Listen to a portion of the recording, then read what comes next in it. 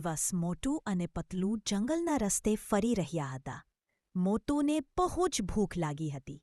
મોટું, યાર પતલે, પેટે તો ઢોળવાજા બગાડ્યા કરે છે, કંઈક ખાવું છે. પતલું, ચિંતા ન કર મિત્ર, હું છું ને. ચાલ, આગળ એક નાનું ઘર દેખાય છે, ત્યાં પૂછીએ. બંને ઘરે પહોંચ્યા તો એક દાદી ખીચડી બનાવી રહી હતી. ખીચડીની સુગંધથી તો મોટુના પેટે વધુ જોરથી આવાજ કરી. ગ ગ ગ ગ. દાદીને કહ્યું, મોટા બેટા, આ ખીચડી ખાવા માટે પહેલાં એક કામ કરવાનું રહેશે. મારા બાગમાં આવેલા પતંગિયાઓને ભગાડો. પતલું તો તરત તૈયાર.